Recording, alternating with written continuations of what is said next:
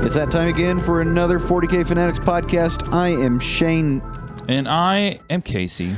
So, last week we gave you a whole spiel about what we were going to talk about this week. We were going to make a rebuttal of sorts from the Trapped Under Plastic podcast. You should go listen to them, Ninjon and Miniacs pod, where they talked about things they hated about Warhammer. And in the interim, since I listened to that, they've come out with why they love it. Why they love Warhammer. Yeah, the counter pod. And so now it kind of defeated my whole idea, and so I don't. So my main topic's out. Hit me up on a Tuesday. Ask However, me, what do you want to do? I've got a couple of things. Couple ideas to start here. First of all, me and the homie Austin have been doing little double dates with our relevant significant others. Well, that's nice. To see some movies, and so just the other day we went and saw, yesterday in fact, as we record this, the new Alien movie, Alien Romulus. It is very good. Go check it out. It's such an easy thing to get right that it boggles the mind how there are so many Alien movies and Predator movies up until the most recent one that got it wrong, because it's a monster movie in space. And it has interesting, like, alien lore bits to it. Is it more for, like, those old heads who used to read the comics back in the day? I don't know. I've never read the comics. All I know about Alien is... Well, apparently there's a whole rich universe. Like, old heads for 40K kind of thing. Yeah, no, there is. The Alien universe is, like, fully fleshed out. Yeah. And the part that I like about the new movie is that all of these bigger lore inferences and things, the characters in the show, in the movie, don't care about that at all. They don't care. It's not important to them. And that's good, because they're trying to escape the murderous monster. Fair. And that's when the thing works the best. And it's very good. Now, more real. Because I'm just here for Sigourney Weaver. She's not in it. She's a babe, dude. I did just watch the original Alien the other day. It was very good. You want to talk about something that holds up? It was excellent. Always so glad that she gets Mr. Jonesy out just in time. After we got done with the movie, we went and we were sitting and we were hanging out. And Austin said that he got his lady friend to go to the game store. And we got another convert? Well, no, we don't. Not quite, because she had the same reaction to the game store. Oh no! As my significant other did. Oh no! And so I'm going to just put this strictly in the lap of them as their criticism, and I'm also going to tie it to a recent comment that we got, where some people didn't like my ideas on paid rules. You know, there are a lot of people that think the rules should all be free because we're poor. And they're wrong.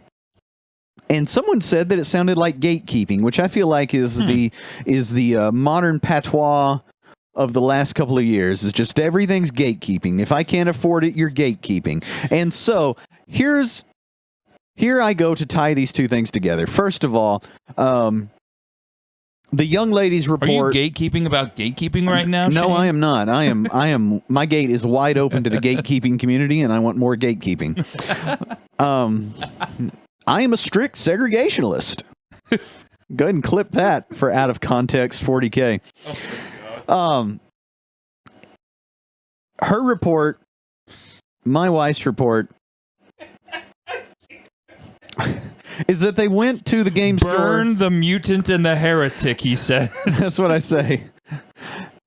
They went to the game store and they both report that it smells like farts.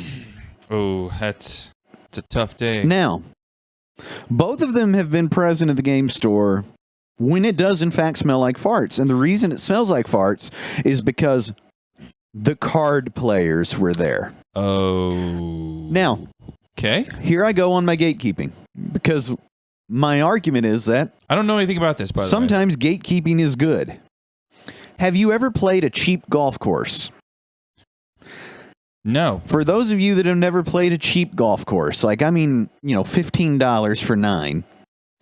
The grass is hardly mowed. The greens don't roll. Bubba's out there with no shirt, stomping the place up in work boots. That's not what you want. You can't have a nice golf course and let the $15 golfer on it. They don't know how to act. Similarly, in 40K, it costs us $60, $70 per box of models. It's an expensive thing. The gate is closed if you can't pass go for the $200 that it requires. The card people can show up and participate for $5.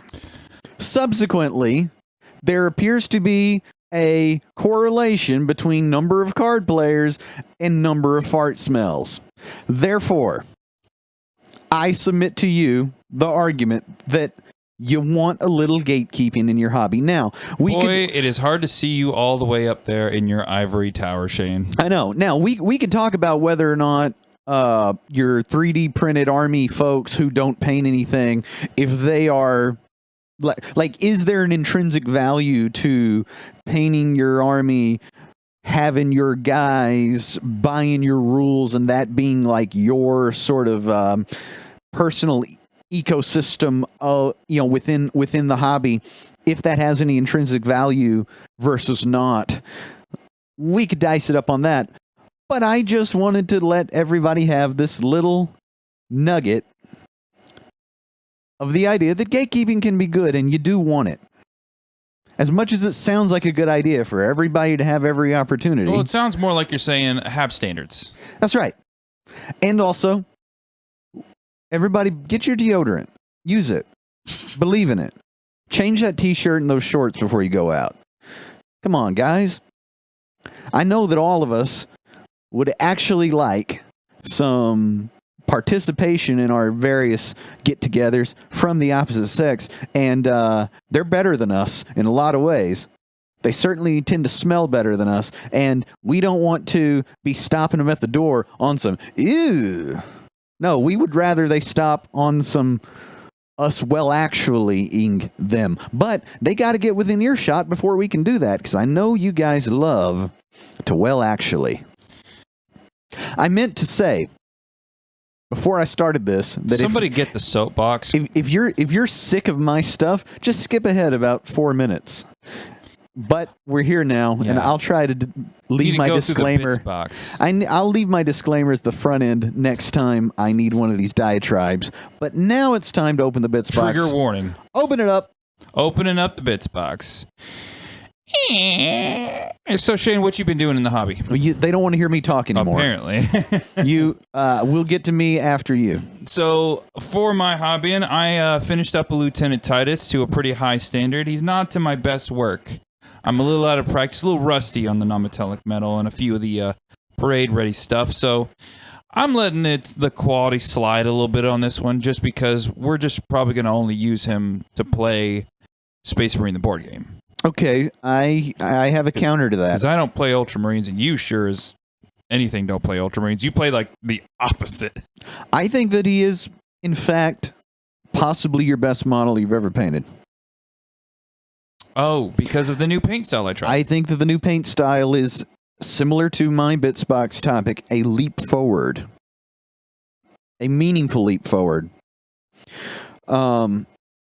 Is that all? You also got a new airbrush. I do. So I stole your airbrush compressor. You did. I added to it an airbrush that actually functioned. You little ratling. And now you've gone rogue. What is this thing that you've purchased? I bought a cheap pastry airbrush off of Amazon that has its own power bank and everything, and it's, I used that thing for 2 hours. Did its job. Did a good job. So this is one of those this is one of those airbrushes that has the built-in compressor on the bottom. Yep. It's got a plastic paint cup that screws in. I asked, have you cleaned this yet? And you have not. It was 1 a.m, man. I'm not sure. So I took a look at it. I've learned a thing or two about I rinsed it airbrushes. out. I learned a thing or two about airbrushes since we started this whole shindig, and that thing is going to be something else.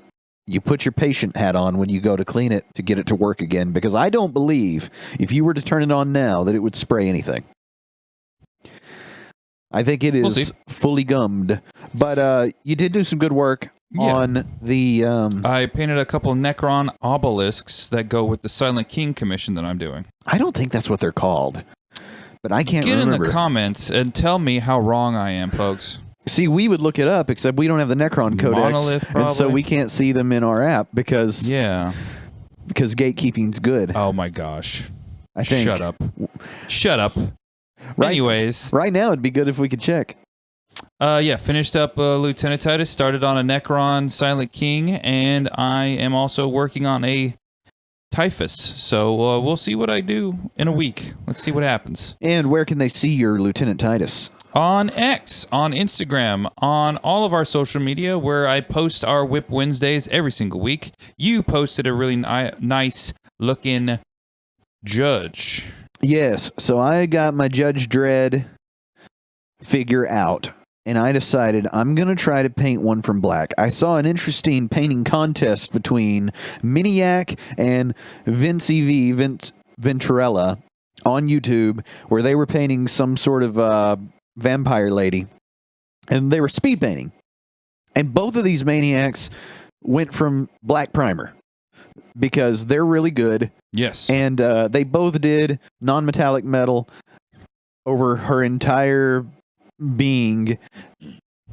And Looked good. yeah, they did that in 2 hours. There you go. They're real good. But it looked real good. But there was one moment where Vince was painting a piece of cloak, I think, or some sort of, it was some piece of fabric.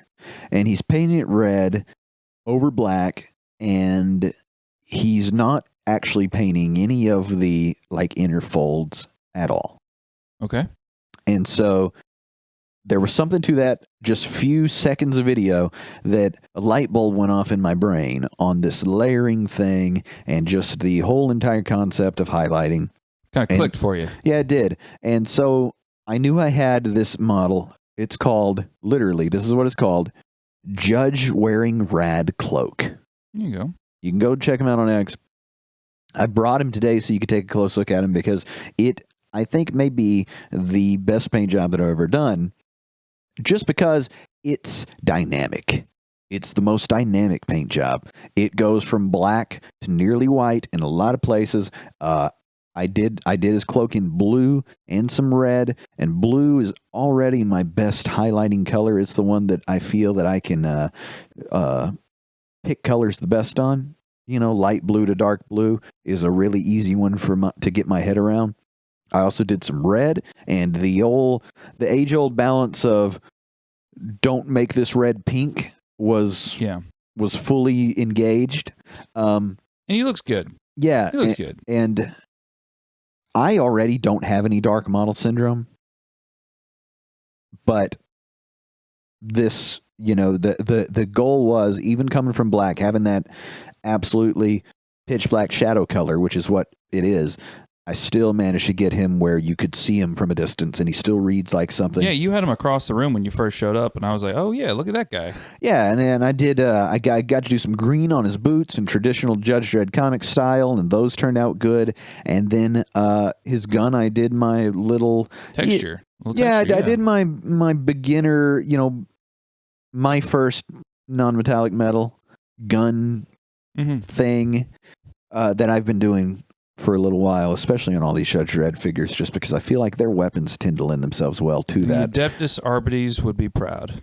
Oh yeah, I could do the mess out of some of them Judge Dredd styley. They look nice. But that is what I've done in the hobby lately. It was interesting too because the project before that had been the Noctlith Crown, the fortification for the Chaos Space Marines, and it was a lot of dry brushing, Really? and a lot of Well, it looks good. effects painting, if you will, Yeah. some sponging, things like that. And then the very next project, I switched gears entirely to some, to some layering from black. There is no wash on that guy. There is no contrast Really? paint on that guy. He is just He's just acrylics and brush. In fact, There you go.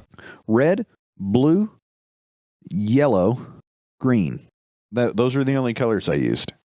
And black and white for the whole thing. So, if you Keep guys, it simple. yeah, if you guys go back and listen to my diatribe on there being too many paint colors in the world and too many names for them, stick that in your pipe. So that's that wraps it up for the bits box for us. Let's Shut it. I did also start a Night Lord, but I'll talk about that next week. Oh man, yeah. So we are talking about quite a few things. Quite a busy couple weeks in the hobby, wouldn't you say, Shane? It has been, and you're leading the pod. I don't really know what we're talking about. My theory, my idea got the kibosh put on it by the, I guess the good thinking Maniac of and all them, yeah. of Trapped Under Plastic. Cannot recommend their podcast enough. It is primarily a painting podcast, however. So if you're one of these people that doesn't believe in painting, shame on you, and shame on your house, and shame on your dog, and everyone else, and everyone you know. You've let down yourself and others. Paint something. So we had a lot of stuff happen in the hobby these past few weeks. A lot of reveals, a lot of cool stuff I'm just going to hit on, and it all leads up to a big culmination about Space Marine 2. So starting off, we're talking a bit about Kill Team, Shane's second favorite after 40K, who loves teaching our community about how to play him some Kill Team. I've got tired of Kill Team. Really? I've got tired of Kill Team. What?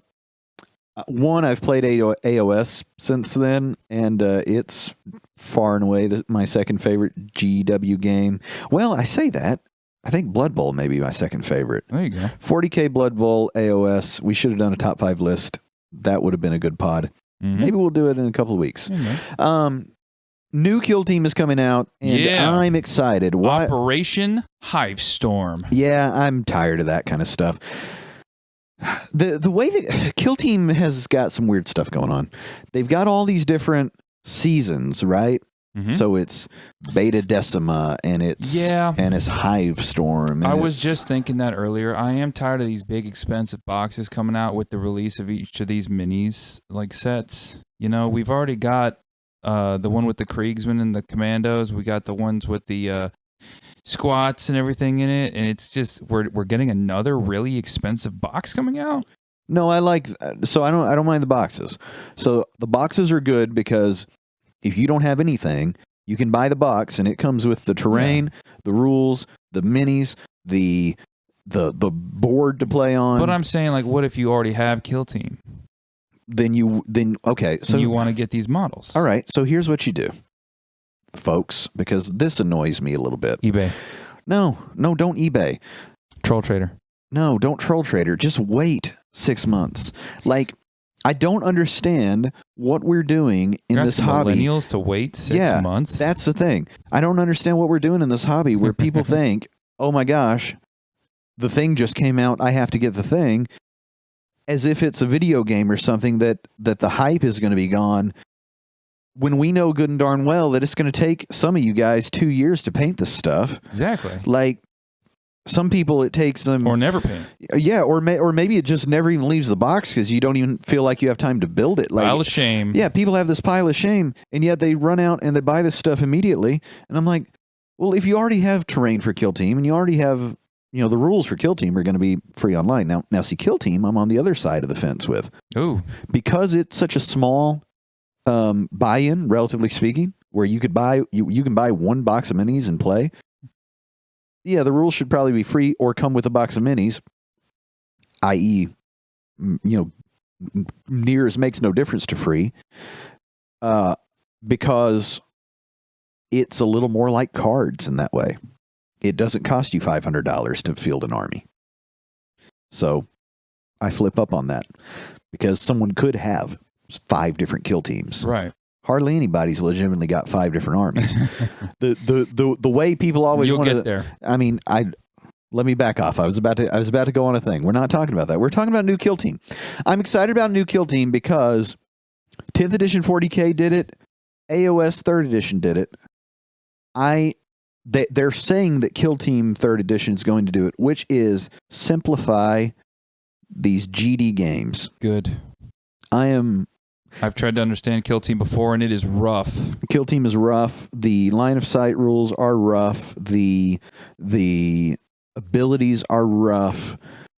Just the whole block of text that you have for every little thing is rough. The sort of nomenclature that they have is rough. They're doing away with the shapes for measurements. That never bothered me one bit.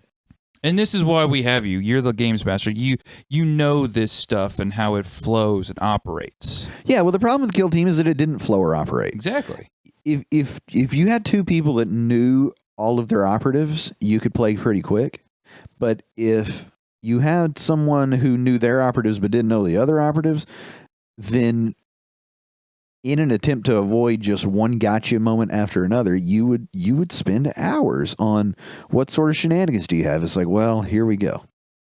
I got 7 dudes, and each of them have 2 shenanigans that we can't even have a good feeling game about if I don't tell you and explain to you.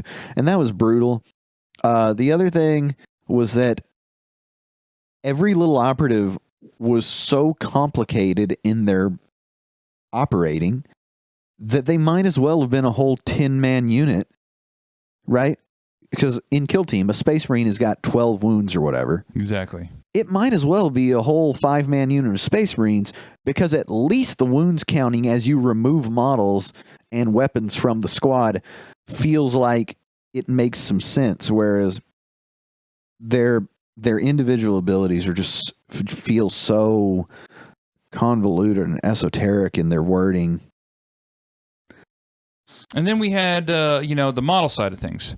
We had the social media part of things where you look and you see this amazing CGI video pop up on the socials, and it's like, ooh, what is that? I honestly thought it was Chaos Raptors at first, but then no, it's like we're doing Tempestus Scions, Halo jumping from orbit, and then infiltrating a hive city. And I gotta tell you, the models look sick. Oh, yeah. The Tempestus Scions look freaking good, but I know what a Tempestus Scion. They're not too new. I don't think it was 100% a refresh or anything, but the servo turret, the servo skull turret, it is by far my favorite thing to come out of that box. And just see that thing wrecking a squad of Tau Fire Warriors was great. Yeah, and what are those guys that come in the other half of the box? They're like the Tau crew. They're the Tau Stingwing. Yeah, so this is another race, I guess, another in the race Tau that has joined communist the Tau. Yes. Soviet Union. Yeah, a little bit of space communism over there.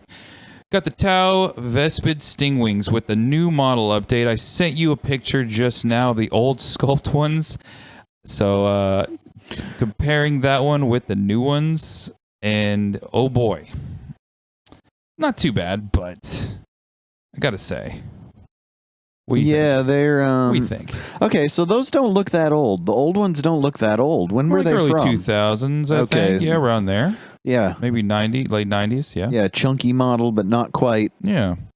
Not blobby model. Yeah. But you got a new dynamic posed refresh of the Vespid for you Tau folks out there. It's good. They look good. Look, I don't like Tau, and I've not been a stranger to saying I don't like Tau. But having the Covenant essentially from Halo in 40K is kind of cool. They look cool. They're very orange. Yeah, they're very orange in the box art. Yeah, and they give you a little bit of lore to go with them. So if you're interested in Tau, if you like the Imperial Guard, go for this box because, man, those are some dope-looking models. Yeah. I know we're tired of Kroot. I mean, we're tired of Tau, if we're being honest. Yeah, we're tired of all Tau. What do you think about how those Vespids are not really flying, but they are, some of them, launching off of various pieces of girder? Because there's a lot of discussion about flying stands, no flying stands in quote-unquote flying models, jump pack guys and stuff. Well, it's hard to get a flying stand that looks good. So I'm pro tiptoeing on a piece of girder. That's what I think. Yeah, I think that's better than the flying stands, because the flying stands, So the homie Austin, he's pro flying I stand. just take a paper clip. Yeah, I like a paperclip better. So my problem with the flying stand is one, a lot of times they've got a bubble in them, so they're not even all the way clear. Two, you could still see them if they are clear. Yep, they're very thick. Three, you go to paint the model, and now you've painted the flying stand, and now it's just a primed, a color tube. That doesn't look good. Therefore, I submit, since we don't have any kind of way to like maglev these models, they might as well be tiptoeing a piece of girder or something a la Chaos Raptors. And my headcanon toward this, because I know a lot of people really hate the idea that they've just got to, they're tripping on a piece of debris, is that the picture's being taken right as they land. Yes. That's what I think. However, not launching themselves. Yeah, they're not launching. They're not airborne. They're coming down. Their toe is about to touch down near or at ground level, and then they're going to chop you up. The animation looks sweet, by the way. Those guys, however, I like how they've done both. Some of them you are maybe flying, tiptoeing on a girder. Some of them are on the ground. And that, I think, may be a good way in the future for like your jump pack Space Marines and whatnot. Good idea. Then moving on to our next topic, we got Tithes coming up. This is more for you lore fans and animation fans. Henry Cavill is 40K Jesus, and he's bringing back... No, I'm kidding. Tithes is coming out, and it is a 40K animation going to be on Warhammer Plus, focused around the continuation of the animation Pariah Nexus. So we had the Pariah Nexus 9th edition reveal where the Ultramarines and some Sisters of Battle fought against the Necrons. Then we had Pariah Nexus where Brother Sakan of the Salamanders went toe-to-toe with quite a few of named and very important Necrons. And now we are doing a continuation of that, where Sakan teams up with an Ultramarine apothecary there to save the Gene Seed from his dead and fallen brothers from the beginning of Ninth. So what's your opinions on this? So I don't know anything about this, really. So this is an animated short series? It is an animated series, yes, specifically to Warhammer Plus. Right. Now, you've got the Warhammer Plus. I did. I got rid of it, actually. Yeah, I don't have it either. It, gosh, 10th edition came out quite a while ago, and 9th was quite a ways before that. No, I got rid of it because they weren't doing any animations Exactly. and stuff. And now here we are a few months after I canceled it, and we finally get an animation. So. Yeah, they don't... their rate of production is not great. Content, people. But we have good news. Secret Levels is coming out on Prime. Maybe that's the first step in the right direction, folks. Yeah, so this is the pros on it, because I feel like I've been very negative today. Starting off with my gatekeeping is good. So this thing is going to be a series of shorts having to do with video games. Yeah. Very niche. I'm glad you actually know about all this. Yeah, and I was reading the list of video games, and now I can't recall what they were, but I think God of War's in there, right? Yeah, God of War, I think, is on there. It's quite a few video games a la 2012. Yeah. Which is neat. But also, is it a bit of a shame that the first foray into, let's call it the medium screen, right? Yeah. I guess you'd call it the small screen, except we all have some pretty big TVs these days. Is based on the 40K video game rather than a book, a model, a codex, the sort of core of the lore.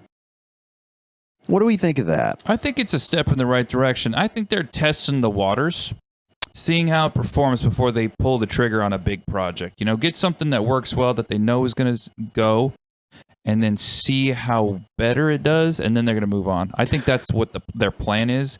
I'm for it. More 40K content, because I'm a 40K fanatic and I love that stuff. Yeah, I agree with you. I'm for it too. More is better. However, more was not better with the video games initially. Fair. That's a little bit what I'm looking at is the video games in their whole history, which this is specifically supposed to be focusing on Space Marine and Space Marine 2. Which we are talking about today later. Yeah, the video games are a bit of a sordid time in GW's licensing endeavors because you've got really great stuff, and then you got stuff that it's almost like when Atari was saying, "Let's make an ET game." Oh, gosh, you're throwing it way back. Yeah, that's a pull right there. That is, you're gonna have to get the duster to get the cobwebs off that reference. Yeah, everybody go look that up on the Wikipedia. I barely got that. Atari, was it 2600, 2800, whatever the Atari was, and the infamous E.T. a la Steven Spielberg tie-in game that nearly ended all video games. Mm-hmm. But yeah, it's coming out. We're excited for it, and it's going to be made by the same people who did Love, Death, and Robots. I really like Love, Death, and Robots. I love Love, Death, so if you don't know Love, Death, and Robots, the second season I think was the strongest. And what you have are these little novellas, these little shorts, sometimes 2, 3 per episod. I like the one where the dude bangs a spider. Yeah. I like the one where the World War II era Russians are fighting the escaped demons. That one's great.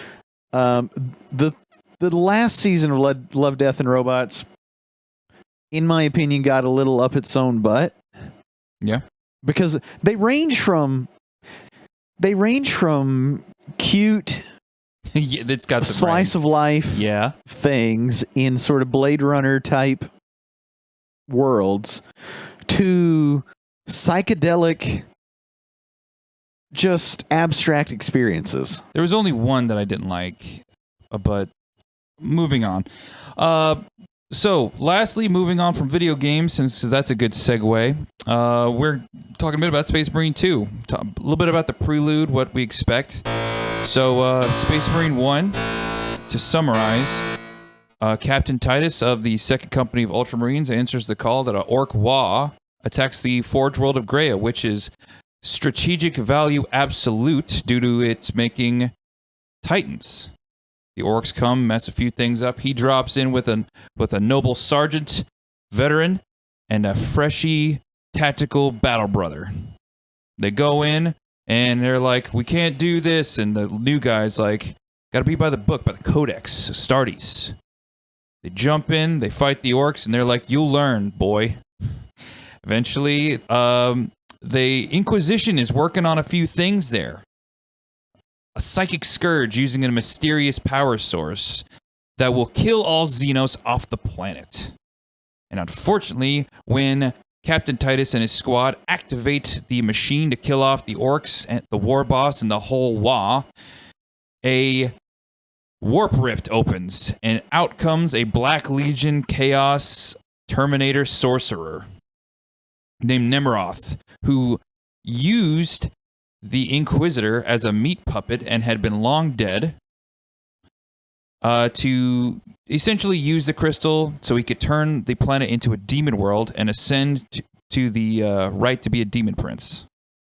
I feel like you should have given a spoiler alert. Okay, spoiler alert, guys. Don't listen to what I just said. To a game that's been out for 15 plus years. I was going to say I plan on playing it next week. Yeah, well, go ahead. It's still I'll fun. Skip it. It's amazing. No, I'll play it. Yeah, it's great. I've been playing Alien Isolation in preparation to see the movie. It's really good. If you can play Space Marine 1, I'd recommend it. Even in the modern day, it's still great. People love it. He beats it, but he smashes the crystal. And his boy, the new guy, says, according to the Codex Astartes, you cannot get near warp stuff without being tainted. He is tainted by chaos. This hero who saved billions of lives in the name of the Emperor and punched a potential demon prince in the face. So he gets turned over to another Inquisitor who is teamed up with the Black Templars. And we haven't heard Boo since, 2008? Now we've got Space Marine 2 coming out. They've had our boy Titus on ice this whole time. Yeah, that's what they're saying. He is now a Primaris Marine. He has been demoted to Lieutenant, and the guy who currently has his job is none too happy with him coming back. He's happy that he's there, but the Ultramarines, such sticklers for the rules, are like, you know what? Don't do it again, but I'm watching you. So, gives him a squad of Ultramarines. They go in, and they are supposed to fight off a high fleet incursion of the Tyranids. I like it. It's going to be neat. Oh boy, I'm loving that the Tyranids are getting into a game like this. This has got me all goosebumpy over here. Well, you need something to kill in mass in these games, as I understand them. And so the Orcs were good for that, and now the Tyranids are the, enemy du jour. So I imagine you'll saw up a lot of bugs before some inevitable warp shenanigans cause you to finally fight the boys in black. Oh, yeah. And actually, we're not going to be fighting in true 40K fashion. In everything that happens in the 40K universe that happens to the Imperium gets interrupted by Chaos, who come in with the shank from behind and are like, ooh, there's my opportunity. Let's get him. Something tells me there'll be some cloak and dagger going on with the Inquisitors, because There's got to be. there always has to be. Yeah. It's what they do. Thousand Suns. I'm excited. There's been a lot of reveals, a lot of sneak peeks, a lot of stuff. And it just looks great, folks. I've seen the Helldrake footage. It's amazing. And I cannot wait to rip and tear. Moving on to multiplayer. A key point in, I guess, the campaign is you can walk around the battle barge. Customize your Lieutenant Titus. Change up how he fights, what he uses, stuff like that. And you can do stuff in multiplayer where you choose different classes of Space Marine, which include different types of armor, weapons, and stuff like that, while you can choose to fight Chaos or Loyalist. I hope that the multiplayer, this is going to feel a little bit, this is going to feel, gosh, what's the word I'm looking for? Whatever. I'm just going to say it. I hope that they don't do much with the multiplayer. Really? Why is that? Because I've been playing the Alien Isolation. It's a game from 2014. Before this Games as a Service, the everything multiplayer was a single player game. It was a linear experience, okay? I'm 17 and a half hours in, and it's still not over. And this game has had 3 different instances where it could have been over, and I would have been like, got my money's worth. And it just keeps going, and it keeps being excellent. And we are in an era of video gaming, because look, I play a lot of video games where the Call of Duty world famous, infamous 4-hour campaign for $80 has happened. And not only were they like, hey, we know you didn't like that, and so the next Call of Duty, no campaign. Dude. That's what they did. So, and I agree with you. I want Space Marine 2 to be 20, 30 hours of game. Otherwise, I don't feel like it's very good value. And you might get it. I don't care anything about playing multiplayer and that kind of thing. Multiplayer in Space Marine 2 is going to be a little smaller scale. 4v4, 8v8, just small things. Well, you say that. Nearly everything is 4v4, 8v8. I want to know what happened to old school PlanetSide, which I know you can still play PlanetSide too, where there were 2,000 of us. Like, what happened to the internet? Flew too close to the sun. We were all running around with like 32K dial-up, and somehow we had so stupid 500 people versus 500 people across miles and miles of terrain, and now it's all just spawn and shoot and spawn and shoot and spawn and shoot. You TikTok kids, I'm just an old man yelling at clouds. I'm excited because the multiplayer is not just going to be 2 teams going up against each other. It's going to be missions. You can jump in with your Iron Hands boy, your Blood Ravens guy, your Flesh Terrors, whatever faction you choose, and you can do kill team missions. That is just awesome. That could be cool. While you also have the customizable love of this game, where you can just change not only what faction you're represented by, Loyalist or Chaos, you can change the armor on different places, make them look super pimped out, Or you could do something super simple. And then you could take it to multiplayer. And I played Space Marine 1, and man, that multiplayer was dope. And I'm just looking forward to this. It is. My hopes are so high. I bought an Xbox One X, and I am ready to get this game. Yeah, I mean, I'm ready to play it. I intend to play the old one here in the next couple of days. I figure it's probably 15 hours or so. People are still playing the multiplayer, I think, on that too. Yeah, I don't have much interest in that. But yeah, I'm looking forward to the story. I'm looking forward to the lore. I'm looking forward to the. I'm looking forward to just being in the world, immersed, the immersion of the world. Oh, yeah. And I tell you, looking out and seeing an ocean of Tyranids. yeah, and I tell you the other thing too that I like, going back to the Amazon game series thing that they're doing 40K, and taking it to Space Marine, covering some Captain Titus action, which is just boys in blue, big chonky Space Marines. I want the future cinematic and TV projects to be that way too. Something that I like is when a world does not explain itself, where you're just in it. Says the guy who writes mystery novels. Yeah, so here's the thing. I write mystery novels that are set in the 50s in Chicago, but they're written as if it's 1950 now. So I don't spend a word explaining that we got to get the paper, we got to get to a phone, hail a taxi, with your hand up, right? Because if you were in the 50s, that would just be the way things are. Yeah. Okay? The Alien movie that I just saw, the first Alien movie, we're just on this ship and we're just we're made to just go with it. Whatever they're doing, okay, I guess that's how that works. Let's go along for the ride. Yeah, you're immersed in the world. And let me tell you what does not immerse anyone in the world is episode after episode of somebody discovering what the heck a Space Marine is. Yeah. You've voiced this problem to me a bit, and I agree with you up to a point. Yeah, I just hate that when you have this this avatar of the audience who needs to be initiated into the whole thing. It's like, that's only good for people that don't know what the heck this is, who are unlikely to give this any chance to begin with. And then it's a negative toward the people that do know what this is, because we're wasting all this time telling me stuff I already know.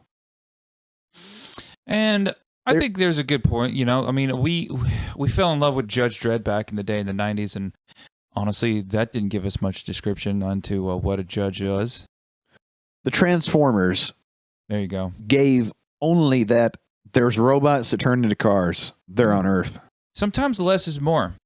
In paint, in minis, in the lore, just why are you over describing it sometimes? Anyone who's ever read a 40K book know that it over describes everything. Yeah, they do that. The thing is, though, if the world is fully fleshed out and fully realized as 40K is, I think that's even more reason to not initiate people into it. Just dump you in the deep end and let them figure it out. Because if the story is big stompy Space Marines kill a bunch of monsters, are very brave, that is an easy thing for people to get behind. I just watched the new Alien, and so I'm in an Alien mode right now, and it is a great example of a franchise that lost its way when it tried to get a little too cute with its bigger concepts. It works well when it is people trying to escape the monster. There you go. It is terrible when it's trying to be people try to escape a monster and figure out the origin of human creation. That's terrible. Yeah. But also, Space Marine 2. Yeah. Jurassic Park, same situation. It works great when it's folks run from escaped dinosaurs. That's fair. It is terrible when it's like, yeah, mankind tries to weaponize genetics. Yeah, those last couple, I was tired of the hybrids and like stuff they were talking. I was like, dude, just give me dinosaurs and people running. That's all I need. I would like Saving Private Ryan with dinosaurs. with Space Marines. Ooh, that'd be cool. Why can't there be some guy that they've got to go get? They're going to be very brave. Some of them are going to get killed. We're going to care about Joe the Space Marine more than we should. And we'll learn a few lessons along the way. We'll maybe not grow at all, but by gosh, there will be explosions and fun stuff. We'll find out that we were the Warhammer 40,000 all along. But to summarize, Operation Hivestorm for kill teams coming out. Tempestus, Aquilus, and Tempestus, I guess Stingwing or Vespid, whatever it is. Thumbs up. Secret level on Prime. 100% thumbs up. You need to hurry up and get to our exclusive Space Marine segment. We're up at the time, and they just listened to all this. And then Space Marine 2, obviously, big thumbs up. So yeah. And our exclusive Space Marine segment. Shane. Casey. Did you know that sometimes chapters of Space Marine are founded upon the gene-seethed tides of successor chapters and not just the primary legions? Oh, so that's why it's called tithes. Yes, they turn in their tithes to the government, and sometimes they make a new chapter. I didn't know that, but now I do. I've been Shane. That's Casey. We're at 40K Fanatics. We'll see you next week. Stay fanatical, folks.